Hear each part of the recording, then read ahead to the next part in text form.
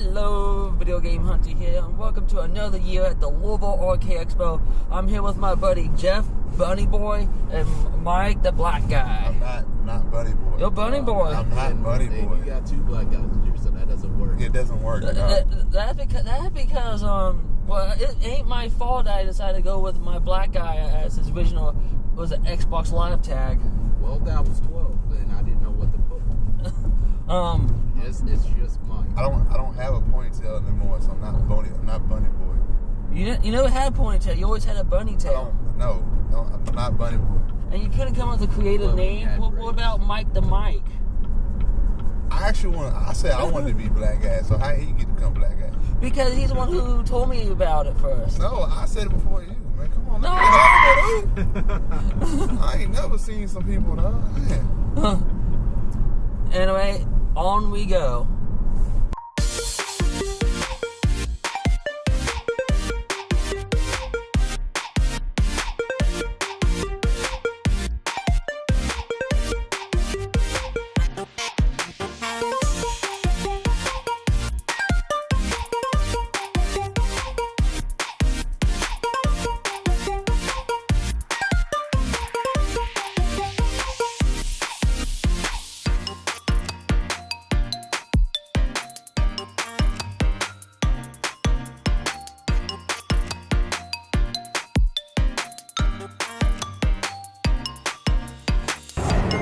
Oh, Edward Alec, I just watched a live action movie. I haven't got around to it. It's not that great. It's not that great.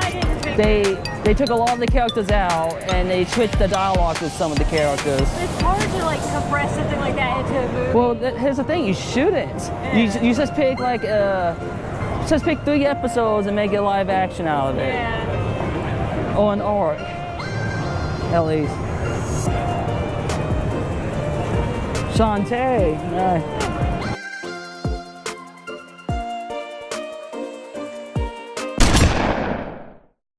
It's game hunting time! Next on the PlayStation 2. Apparently, my Uncle Stan worked on this game. He was a game programmer. So one of the sales tables that I go to every single year to buy some games off from, I actually found a game which you guys already know. I literally just said it like seconds ago in this video. But I found a game that my uncle actually worked on. Vex. I'm just gonna buy it, see if it's any good. I bet you it sucks because it came from my uncle.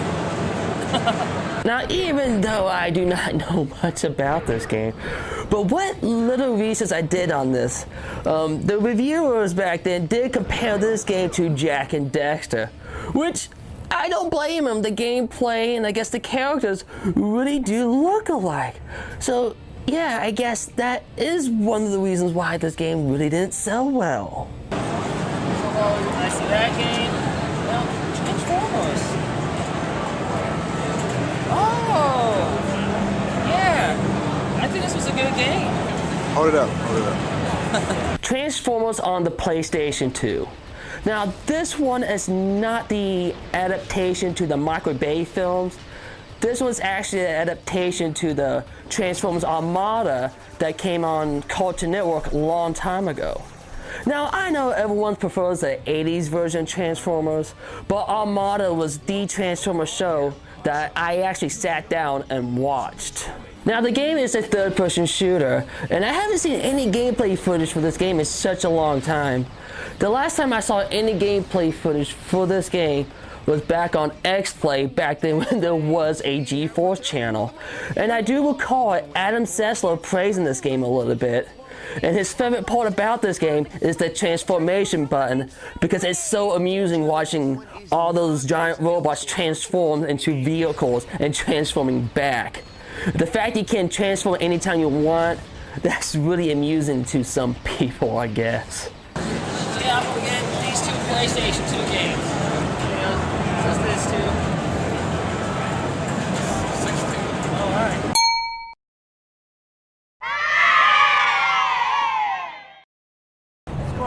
I'm doing good. What did you get this year? Don't know. I see a Sega Saturn game I don't have.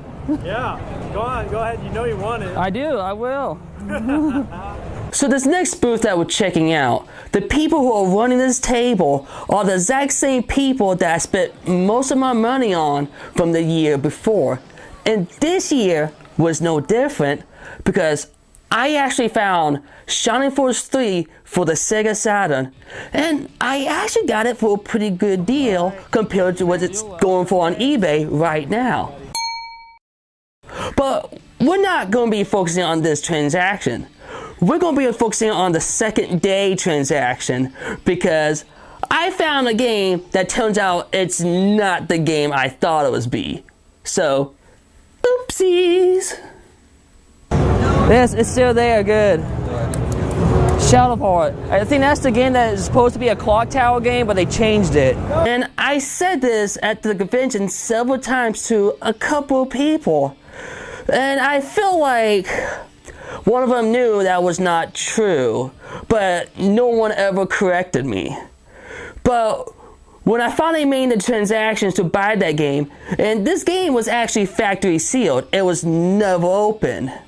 Well, I bought that game along with Breath of Fire 4. Now, I knew what a Breath of Fire series is, so I didn't really tell anyone what it was. But man, I feel like a complete fool during this part of the convention because the game I thought it was, turns out it was not the game at all. But, to be honest, I don't really regret it. Because what I played so far was kind of like a Legend Dragoon game without the dragons. Or as far I'm aware of right now, because I never got past from the beginning. But for what I played so far, this game is not so bad, and I'd love to play more of it. 125? 125? Alright.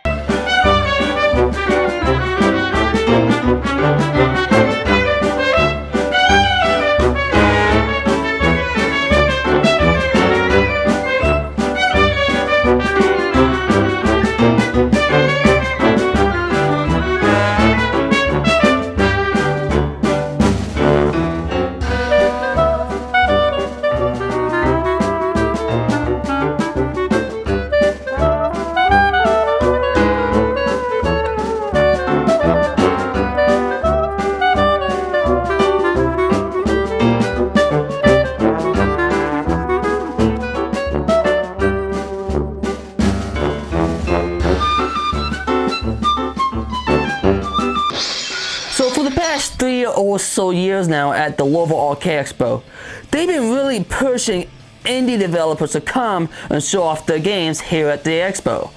So much so that they even gave them their own special little room so they can set up their own table and show off their games. Now, for the most part for these past couple years, none of the games really caught my eye. For the most part, it's just games that's being reskinned and they're just calling it their own.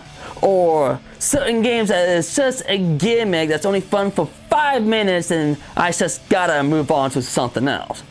Except for this one indie game developers, I believe it's a small group of 5, but 2 of them were at the expo.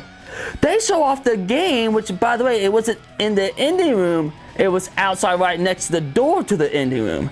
And their little game was actually quite interesting and I thought it was pretty original compared to all the other ones I've seen so far.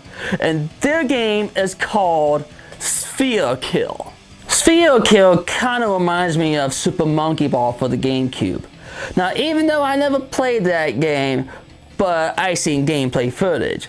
But the game developer actually told me that they were actually inspired by one of the Super Mario Party mini games, which I can actually see that. Now, the game is in first person, and the object of the game is to knock your opponent off the map. Now, I know it doesn't sound too original right now, but believe me, this game is loads of fun, and it's a huge time waster. So far, this game is only local multiplayer and there's no story mode. So if you want to play this game, you have to grab at least 1 or 2 or 3 friends to play with you. And you also need Xbox 360 controllers or Xbox One. I believe both of those will work on here.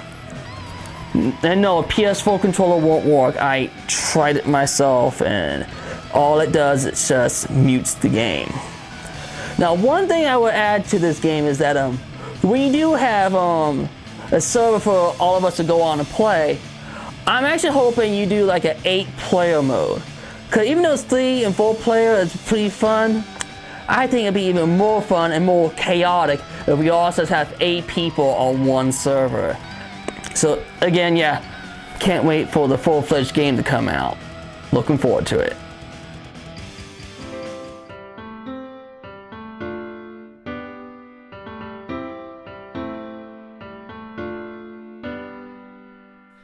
Every day I imagine a future where I can be with you. In my hand is a pen that will write a poem of me and you. The ink flows down into a dark puddle. Just move your hand right the way into his heart. But in this world of infinite choices, what will it take just to find that special day? What will it take just to find that special day?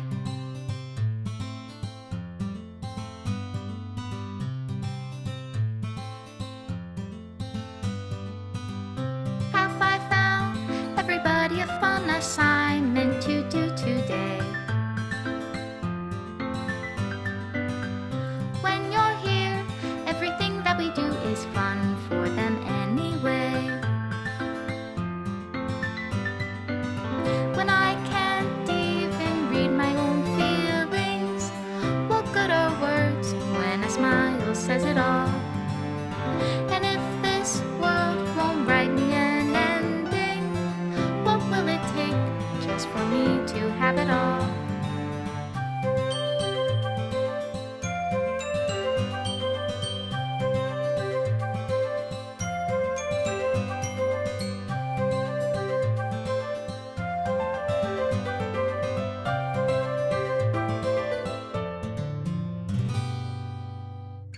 Does my pen only write bitter words for those who are dear to me?